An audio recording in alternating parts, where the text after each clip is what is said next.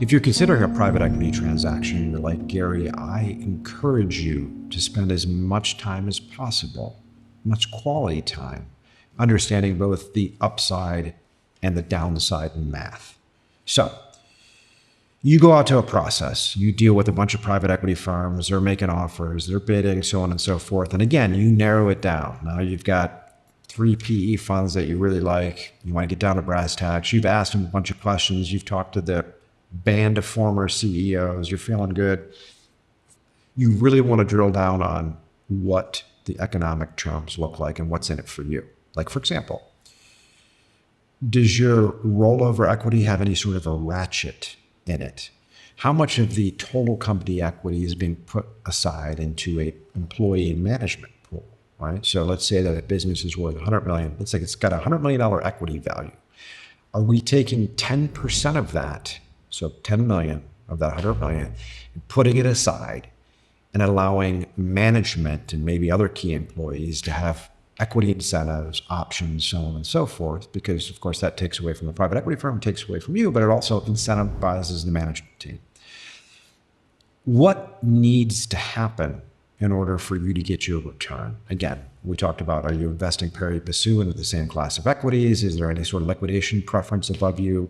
Provided that's not the case, walk through the math. If I were you, I would want to know, how is the private equity firm modeling this transaction? What sort of assumptions have they made? So for example, they're going to look at your business right now and they're going to project it out for 5 years. This is the performance over the next 5 years. Here's the organic growth. Here's what we'll do in acquisition, so on and so forth. Here's what the financial model looks like. What assumptions are they using? And what sort of numbers do you need to hit in order to get X, Y, and Z as a return? What happens on the upside? What happens on the downside? What happens if we don't perform? Can they ratchet away any of your rollover? Was there earnouts baked in there that you're not going to hit? The smorgasbord of options is way too large for this discussion today, but understanding that, and most private equity firms will sit down with you and be pretty transparent. Here's how we've modeled this out. Here's the portion of the business that you're going to own post-closing. Here's likely how you'll be diluted by financings, by subsequent acquisitions. Remember, when you go out and do deals, so you're the platform business, for example, you go out, you make acquisitions. Every time you do an acquisition, the private equity fund might allow that seller now to roll equity into your platform business. And so as that sort of stuff happens, you could be potentially diluted over time. Again, this is par for the course on these deals. It's typically nothing to worry about, but it can impact you. And so you can't go into this like Gary, which is like, oh, there's a couple buyers and we sit down and they took me to a nice dinner. I'm going to do a deal, blah, blah. No. Take control of this and understand it.